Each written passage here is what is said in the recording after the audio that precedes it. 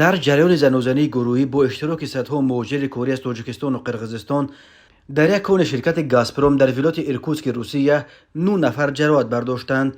در خدمات مطبوعات سراسری کارهای داخلی ولایت ایرکوتسک به خبرگزاری روسیه تاس گفتند که این زنوزنی روز 23 ایون سال 2023 در کون کوفکیتا در حدود نویه ژگالوه در زمینه معیشی رخ داده است. گروه فوری و تفتیشاتی پلیس به جای حادثه رفته در حال حاضر کارمندان پلیس به معاین کردن اشتراکچیان فعال این مناقشه مشغولند.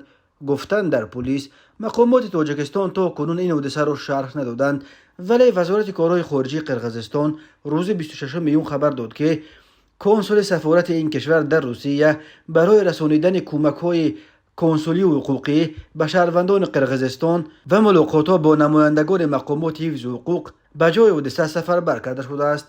وزارت خارجه قرقیزستان گفت 5 نفر از 9 نفر در این مناقشه آسیب دیده شهروندان این کشور بودند. 23 ایون سال 2023 در کون گاز کوفکیتا در نویه ژگال و ولایت ایرکوتسک روسیه بین شهروندان قرقیزستان و تاجیکستان در زمینه معیشی زنوزنی گروهی با اشتراک بیش از 500 نفر رخ داده است. دفتر سفارت قرقیزستان در روسیه با آسیب دیدگان به صورت فوری تماس برقرار کرد.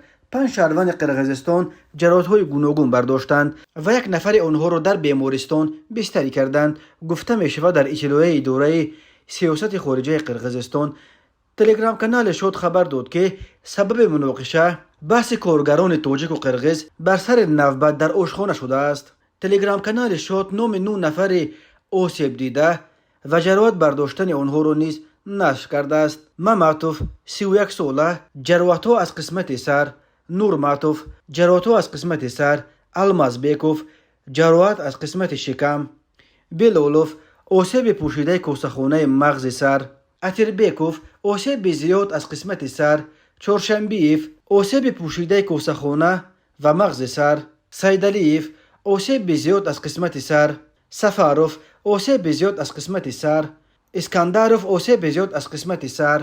در کون کوفکیتا و دیگر کارخانه‌های سوای گاز در سیبیر هزاران مهاجر از کشورهای آسیای مرکزی کار می‌کنند. سال 2022 در پی یک چنین زنوزنی گروهی در کارخانه کارکرد گاز امور که نیز بین کارگران تاجیک و قرقیز و نیز در آشخانه رخ داده بود، آن کارخانه 10 تن از زادگان تاجیکستان و قرقیزستان را از کار راند.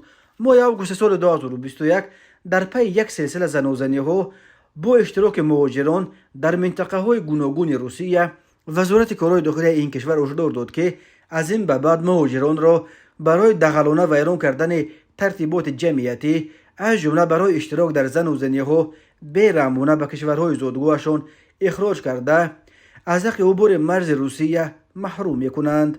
در پایان سال 2021 وزارت کارهای داخلی روسیه خبر داد که الکی بیش از 400 مهاجر را محض برای اشتراک در زنوزنی‌های عمومی از این کشور اخراج کردند. اکثر آنها را به مهلت تا 40 سال از حق عبور مرزهای روسیه محروم کردند.